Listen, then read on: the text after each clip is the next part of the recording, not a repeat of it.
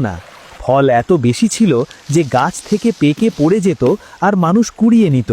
মুসাফির যখন এক শহর থেকে আরেক শহরে যেত, তখন পথে ক্ষুধা লাগলে হাত বাড়িয়ে গাছ থেকে ফল পেড়ে খেত।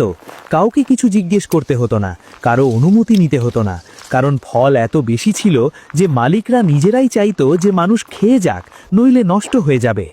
রাস্তায় যারা হাঁটত তাদের কাপড়ে ফলের রস লাগত, কিন্তু কেউ কিছু মনে করত না, কারণ এই রস ছিল বরকতের চিহ্ন।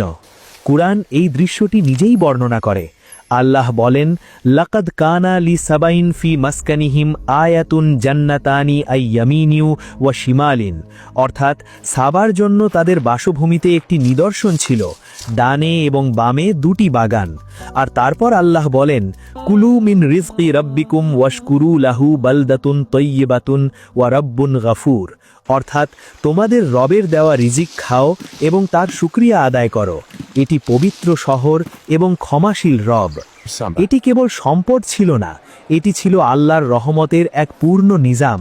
তাদের ব্যবসা ভালো চলত, মাছ শিকার প্রচুর হতো, ফসল বাম্পার হতো, আর মানুষ সুখে শান্তিতে থাকত। শহর ছিল পরিষ্কার, ব্যবস্থা ছিল সুশৃঙ্খল, মানুষ ছিল শান্তিতে।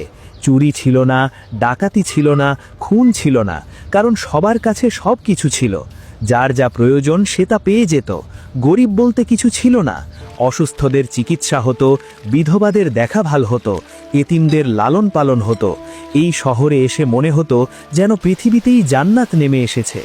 রাতের বেলা চাঁদের আলোয় বাগান আরও সুন্দর লাগত। ফোয়ারা থেকে পানি ঝরত, আর তার শব্দে মানুষের মন প্রশান্ত হতো। পরিবারগুলো একসাথে বসে খেত, বাচ্চারা খেলত, আর বয়স্করা পুরানো দিনের গল্প করত। কেউ ভাবতে পারত না যে এই সুখের দিন কখনো শেষ হবে। কেউ কল্পনাও করতে পারত না যে এই জান্নাতের মতো জীবন একদিন দুঃস্বপ্নে পরিণত হবে। এই জাতির সবচেয়ে বিখ্যাত শাসক ছিলেন রানী বিলকিস। তাফসির ইবনে কাসির অনুযায়ী বিলকিস ছিলেন একজন অসাধারণ বুদ্ধিমতী, অত্যন্ত প্রজ্ঞাবান এবং অত্যন্ত শক্তিশালী রানী। তার সিংহাসন ছিল বিশাল, সোনা ও মণিমুক্তা দিয়ে সজ্জিত। তার শাসন ব্যবস্থা ছিল মজবুত এবং তার সালতানাত দূর দূরান্ত পর্যন্ত বিখ্যাত ছিল। পুরো আরবে তার নাম শোনা যেত। লোকেরা তার বুদ্ধিমত্তার গল্প করত, তার ন্যায় বিচারের প্রশংসা করত। এমনকি তার আলোচনা আল্লাহর মহান নবী হযরত সুলাইমান আলাইহিস সালাম পর্যন্ত পৌঁছেছিল।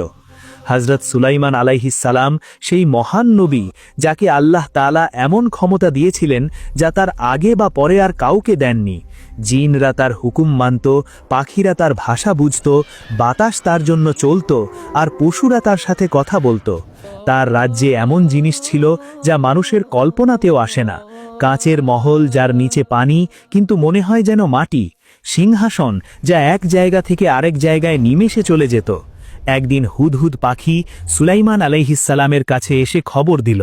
সে বলল, ইয়া নবী আল্লাহ, আমি এমন এক জাতি দেখে এলাম যারা সূর্যকে সেজদা করে, আল্লাহকে নয়। তাদের একজন রানী আছে যাকে সবকিছু দেওয়া হয়েছে এবং তার একটি বিশাল সিংহাসন আছে। সুলাইমান আলাইহিস সালাম শুনে গভীর চিন্তায় পড়ে গেলেন। তিনি বুঝলেন যে এই জাতিকে সঠিক পথ দেখাতে হবে। তিনি বিলকিসের কাছে চিঠি পাঠালেন এবং এই চিঠিটি কোনো সাধারণ চিঠি ছিল না। কুরআন এই চিঠির শব্দগুলো বর্ণনা করে, ইন্নাহু মিন সুলাইমানা ওয়া ইন্নাহু বিসমিল্লাহির রহমানির রহিম। অর্থাৎ এই চিঠি সুলাইমানের পক্ষ থেকে এবং এটি শুরু হচ্ছে আল্লাহর নামে, যিনি পরম দয়ালু, অসীম করুণাময়। এবং তারপর তিনি